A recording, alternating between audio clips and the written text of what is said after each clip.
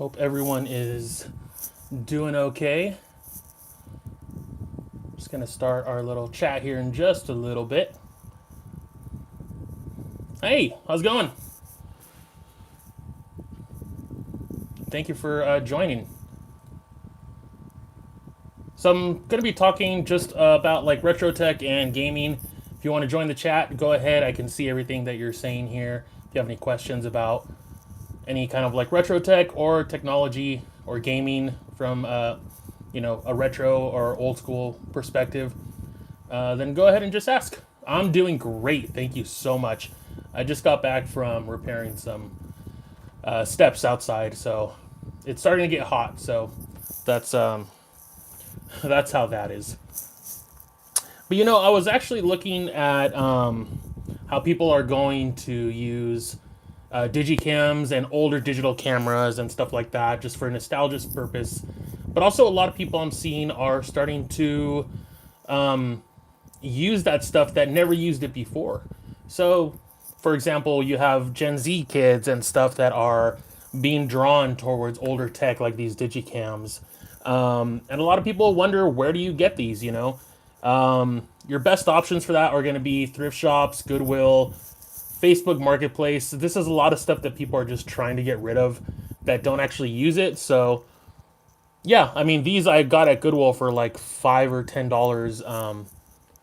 And they still work. The great thing about these is that they just use regular AA batteries. Older cameras, you can still find like rechargeable batteries on Amazon, but they're always going to be like a third party brand. And sometimes they're not as reliable. So having just regular batteries in these is really nice. I've actually been doing a lot of shooting on this one. This is the Kodak EasyShare Z1285. And yeah, it's a great little camera. I would love to find one that has like a flip out lens. Hey there, A-Town Funk, how's it going? Talking about digicams right now and how a lot of people are going back to them. And I think, with iPhones and Androids and stuff, they have the whole filter so you can use that aesthetic on pictures that you take with your phone. I'm doing great, thank you. Just started the chat here, talking about digicams for now until we talk about something else. But yeah, so these are just really great for everyday use for taking pictures. I've seen people use camera lens as a filter on the new camera to get that old picture. Yeah, and I mean, for the most part, some of those filters are, they replicate exactly how it should be when you're taking pictures, but sometimes it's just always cooler to use one of these. I mean, I had one of these back in the day. It was a Sony Cybershot, but this Kodak EasyShare was like $5 at Goodwill. So that's going to be a place where you can find a lot of these kinds of products if you're looking for older tech, looking to get into it for the first time. Do you like the old style of photos or the new style? I feel like new style pictures serve a purpose for certain types of, photography that you're doing. And obviously, if you want that super crisp, clear image, you're going to want to use either your phone or, an expensive DSLR camera to take those pictures. But I feel like if you were to go out, say with friends or family, and you had one of these, I feel like people are more likely to be okay with you taking their picture off one of these rather than with your phone or an expensive camera. Just kidding. I'm not sure what you're kidding about, but no worries. So yeah, I find it easier for people to be like, hey, let me take your picture with this, and they're okay with it because you're not getting a super high def image off of them. They know that the quality is not going to be amazing, and they feel a little bit more comfortable with that. So I feel like these are great for those kinds of events if you're just going to go out and do stuff. If you're going to go travel or you're going somewhere, to an event or something like that, you're probably going to want to use something that takes really, really nice pictures. Thank you. Yeah, it's the Kodak EasyShare Z1285 right there. So yeah, they all serve their purposes, but like I said, I feel like just for, you know, going out, hanging out with people and stuff like that, these are great. Also, of course, camcorders have made a return as well. I've seen a lot of videos of people using camcorders to record stuff. I know I'm late, but what did you get for Christmas? What did I get for Christmas? I'm trying to remember what I got for Christmas. And for some reason, I can't remember off the top of my head. I'm going to buy a camera a little big, but people say it's a really good camera and cheap one. Oh, what's the model of it? So I can check it out. Yeah, and I also recently won an auction on Goodwill's website. So if you don't have a Goodwill near you, you can go on their website. I believe it's like shopgoodwill.com or something. And they have auctions on there like eBay does. So a lot of times you can find some good stuff on there. I found an NES, Nintendo Entertainment Console, for like 25 bucks on there. Didn't have any remotes, but that's fine because I had some extra lying around. Hi there.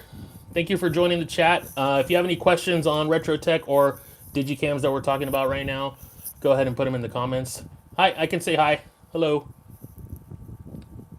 Hey, what's up? Oh, hey, Lone Ronin. I've been responding to your comments on my videos, which I appreciate you watching. How much are mini GoPros that you can carry everywhere? I know GoPro recently put out a new, like more affordable camera. I think it's like $199, and it's just a base camera. It doesn't have a replaceable or exchangeable battery. So the cool thing about GoPros was that you can buy a bunch of batteries and you can, put them in your bag. So when you run out, you can replace it. But the new little GoPro just has a built-in battery that you can't take out. Where you get all this retro stuff like the PSP collection? I think I mentioned, I already responded on the comment, but yeah, Goodwill, Facebook Marketplace, eBay auctions, flea markets or swap meets. A lot of times you can find a lot of that stuff on there. So it's gonna be a luck of the draw whether you find something or not. I go to Goodwill like 2 to 3 times a week. There's weeks or days where I find nothing, but then there's awesome days where I find stuff like this, or some camcorders, or a tube CRT TV, stuff like that. The thing I've noticed about Goodwill is that if anyone donates video game stuff or stuff that they know is more expensive, they haul it to their warehouses to do those auctions online. So it's going to be rare for you to ever find any video game stuff in a Goodwill anymore because they know the value of them, so they're going to go and put them on auction on their site to get as much money as they can for them. Thank you. I appreciate it if you subscribe. That'd be freaking awesome. I once punched a kid in a wheelchair and he didn't make it. Well, that's not very nice. You shouldn't be punching kids. It's an Icon D3100. Oh, okay. I remember when those came out. Yeah. Yeah. Hey, how's it going? Thank you for coming in.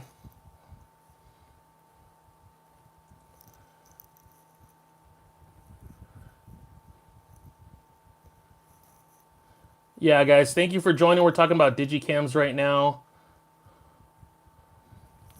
If you have any questions. So one thing, the reason I started bringing up digicams is because on my PSP, I don't know if you guys seen a video, they have a camera for the PSP now, or not now, I mean when it came out. Hola, hello, thank you for joining. So I want to do a video on whether this would be a decent replacement for a digicam. Now, the only thing with this one is it's only a 0.3 megapixel camera. Think about your phones have 18, 20, I don't even know how big they are in megapixels. This is a 0.3, so not even 1 megabyte pixels to take pictures. But I kind of want to do a video on if this would be viable to use instead of a digicam, just as an alternate option. I mean, the pictures come out okay. You can record video on it as well, but yeah, so I want to do a video on that, just to see comparison of pictures with this and this. You never know, and then compare the images and stuff like that.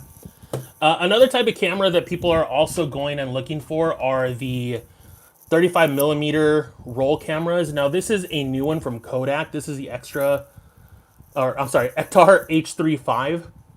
So this uses actual film.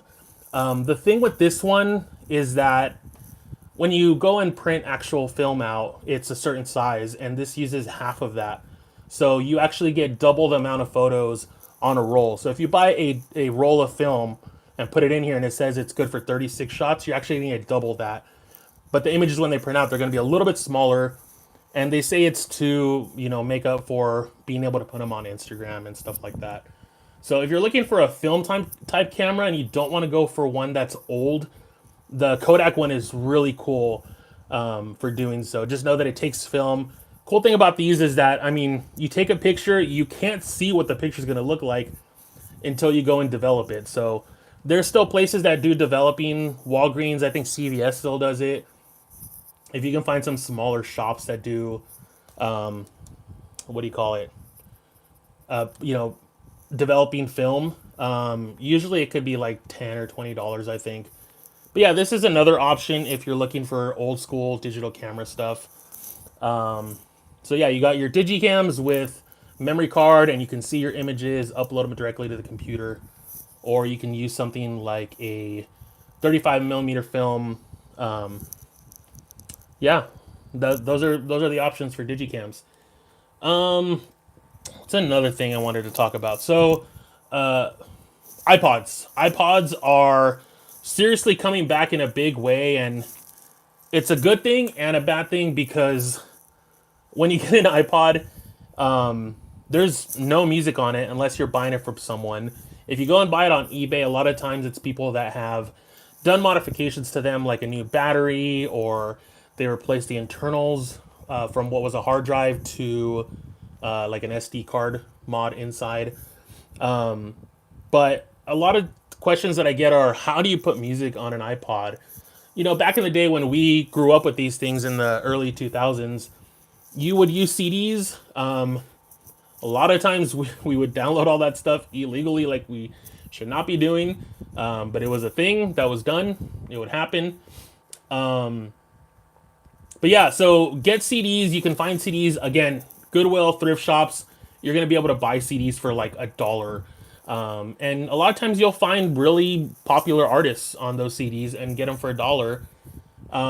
The one downside to that is I think almost all new computers don't have CD drives anymore.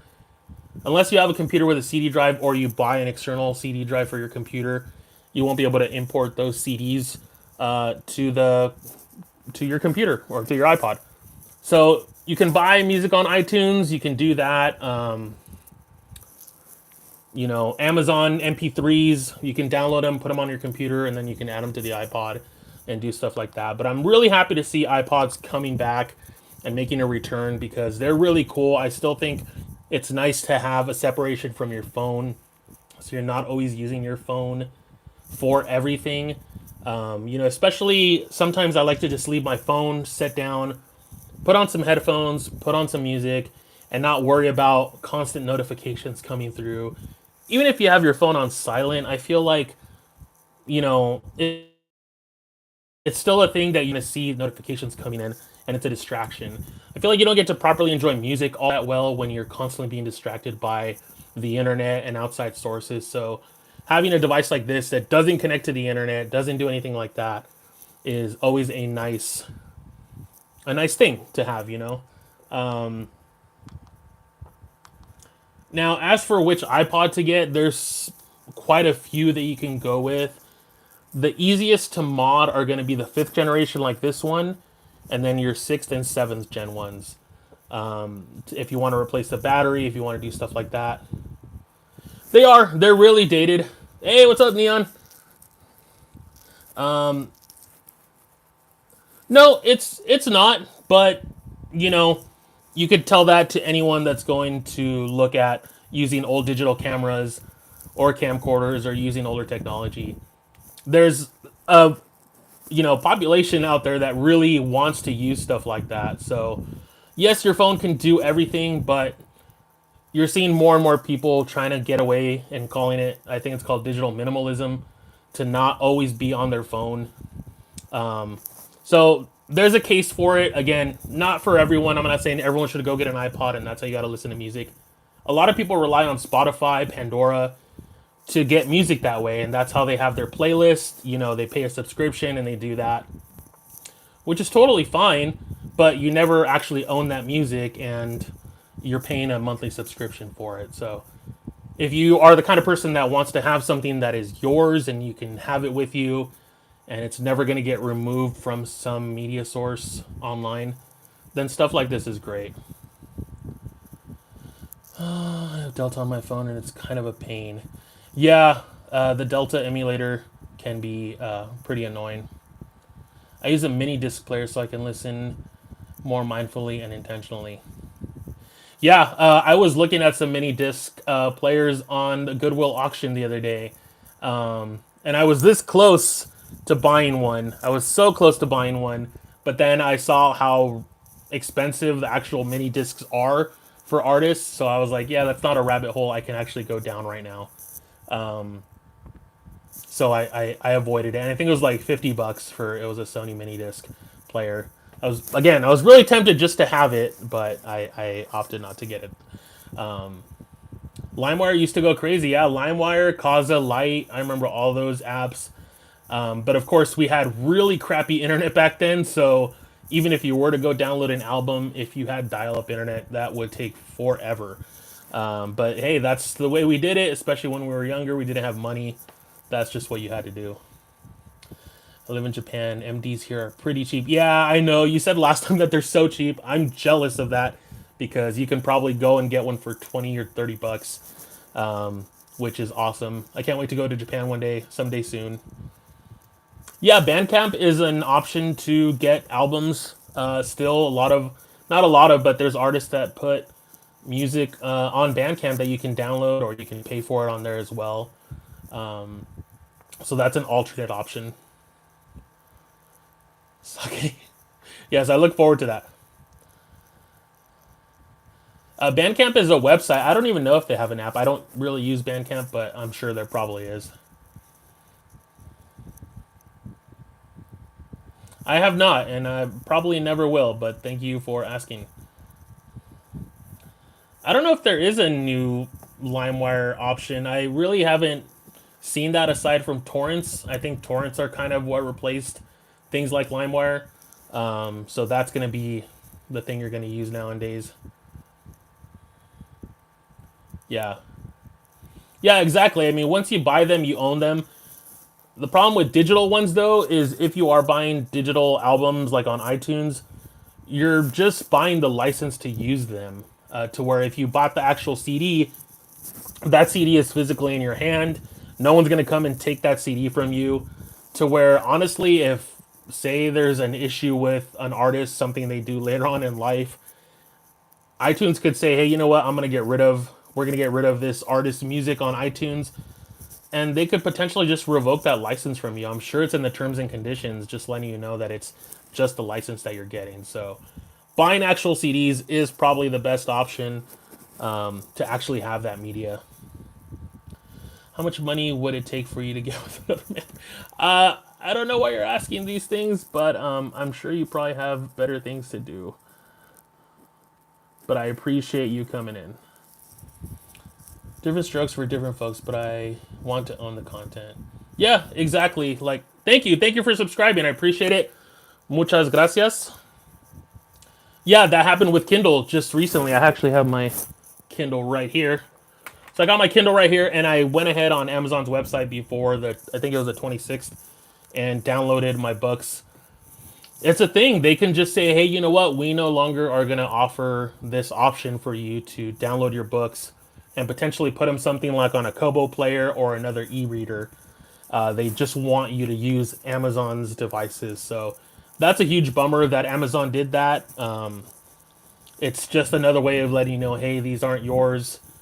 You're just getting a license, you know. I like the Kindle, but I do still like to actually read books, like physical books. Speaking of which, I don't know if I put up the video yet or not. I probably haven't. Found these at Goodwill. These are really cool. They're from a library, which is really neat. Something about library books are different from like books you would get at a bookstore. This is from the Buchanan Harrelson Public Library. So yeah, these are some cool books that I look to check out. Roger Zelensky. This is Changeling, and then I think the one that comes after that is this one. I don't, but hey, I'm sure there are people that do, you know, and more power to them if that's what they're into.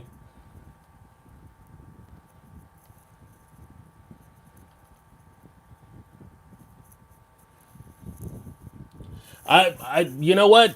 People have a lot of free time, I guess. So more power to them if they want to come in and troll. It probably gave me a view on my channel, so hey, I'll take it. But yeah, it's fine. It's something you get over very easily when you do content and stuff online. I have a few things here on my desk that I wanted to talk about. Another thing here, and I know this one's super controversial, is the FiiO cassette player.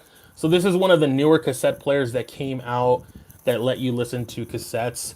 This one and the We Are Rewind are probably like the higher end cassette players that you can get. Fortunately, the mechanisms in them aren't great like old school players. Okay, I'm not sure what that is. What is my favorite series of what? Of books, movies, TV shows?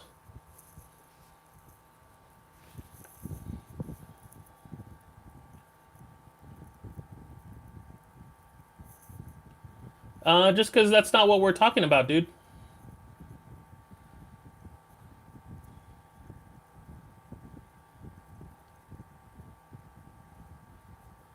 Yeah, a lot of TV shows. The Simpsons, I want to say, is up there, but it stops at a certain season. I want to say season 13 and lower, I'll watch The Simpsons nonstop. I have actually not watched almost any season after that. I've watched an episode here or there or some of their specials, but I really stopped watching them just because it's not funny like it used to be, which is really sad. So The Simpsons are up there. Seinfeld, from beginning to end, was a really great show. Hell, The Golden Girls is a really good show. Everett actually is making a comeback since they got a new head writer. I'll have to check that out. Yeah, this person's got quite a bit of channels. Good for you, dude.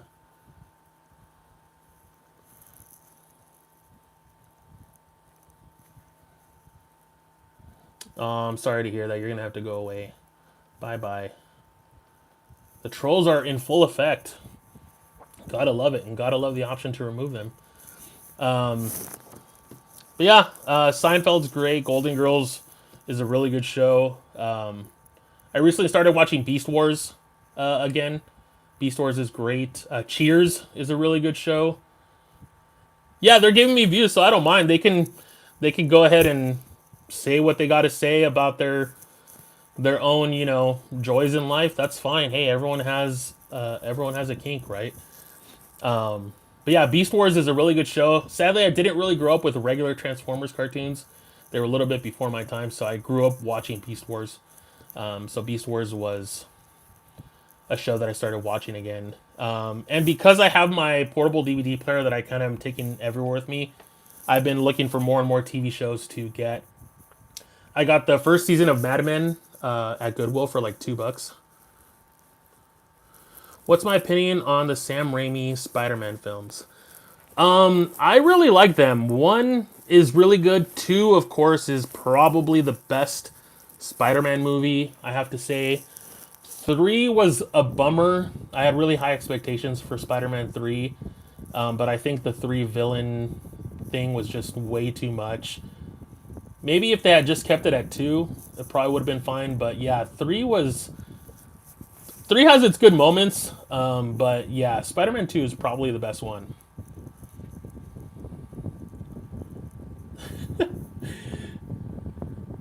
And you keep logging into other accounts, man. Clearly, you have nothing better to do. Yeah, Sandman, and I mean, even if they had, the Hobgoblin on there as well, because clearly they were building up to him being somebody evil. So Hobgoblin in it for a little bit, and then he eventually becomes good. And Sandman, Venom, I don't think they needed as much as I love Venom as a character and was happy to hear that they were gonna have Venom. Yeah, dude. Let's go ahead and do that.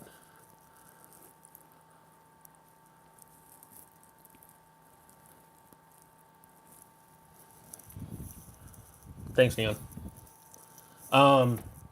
Yeah, Spider-Man 2 from Sam Raimi's films is the best one. I actually don't hate the Amazing Spider-Man 1. I really like the look of that one because it reminds me a lot of the original Ninja Turtles movie from 1990. It kind of has that like dark tone to it, which I really appreciate. But the Amazing Spider-Man 2 had the same problem as Spider-Man 3 did, which was too many villains, way too much going on. You think they would have learned their lesson. But if I recall, or I think it was the new directors, or the directors that have done the recent Spider-Man movies, never even watched the Sam Raimi ones back in the day. I forget which. I think it was the first. I think it was Spider-Man: Homecoming. That I guess he had never even seen the previous Spider-Man movies.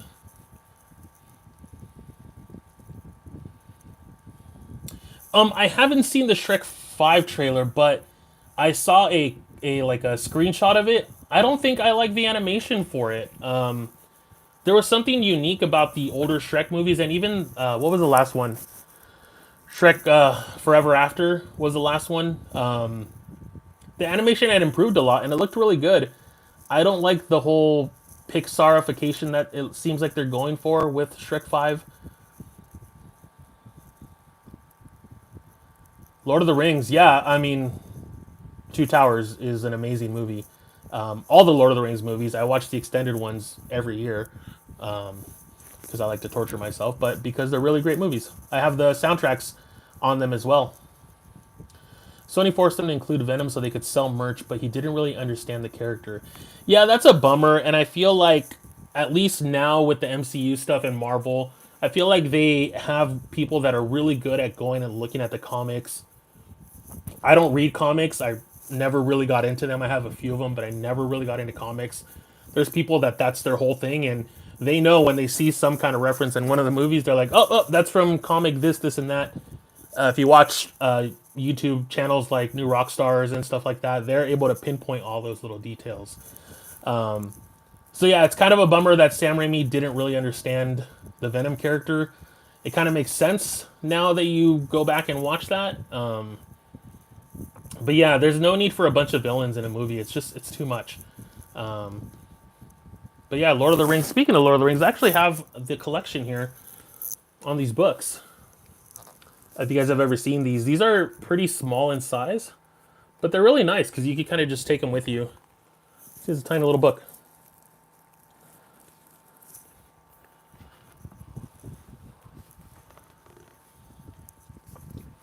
Well, he's actually a friend of mine, so he's doing me a favor. But yeah, see ya. I did see the new Captain America. Yeah, the new Captain America movie's pretty good. They were clearly going for the Winter Soldier vibes with the whole like spy thriller. I still think Winter Soldier is a better movie, but I think Sam as the new Captain America is doing a good job. Clearly, he's trying to bring that same energy that Steve Rogers was bringing to the role. Obviously, no one can ever replace Steve Rogers, and that's kind of cool that that's a whole thing in the film and even the Falcon and the Winter Soldier show that they're like, you know, I blanked out. That it's like, oh yeah, you're not Steve Rogers, you're not Captain America, but he's proven to be good. I won't spoil much for anyone that hasn't seen it, but yeah, it's a good movie. I really liked it. Harrison Ford's pretty good in it. Yeah, exactly. Yeah, Winter Soldier was just phenomenal. And if you really look at the beginning scene in the new Captain America movie, it's very reminiscent of what Winter Soldier was doing as well. And then you have the similar bunker scene. So clearly they were just trying to play off of that and hoping to hit that same level of greatness. But yeah, Winter Soldier is very hard to be beat. That's true. It was when the Red Hulk comes out, or when not when he comes out, when he's likely to transform. My wife was like, "Oh, is he the Red Hulk?" And I'm like, "Oh, that's right." I showed her the trailer where he comes out. So yeah, the trailers unfortunately spoil a lot of things now. I want to avoid trailers, but I just can't help watching them sometimes because you just want more of the movie. I guess we'll see how the Thunderbolts movie comes out. Hopefully it's good. Hopefully it's not a flop. Yeah. But yeah, guys, I think that's gonna do it. I guess we'll let the trolls get some rest, um, since they keep starting new channels just to come in here for some reason. A lot of people are saying they should have kept that as a reveal. Yeah, they really should have. But I think somehow it would have still gotten spoiled. Yeah. But yeah, anyways, guys, thank you for watching. Neon, appreciate you moderating it. I know it's a small channel, so of course it's not going to be filled with thousands of people watching. But I appreciate it anyways. I'll probably hold another one like this sooner or later. It takes them 5 minutes to start a new channel, and I can't delete. Yeah.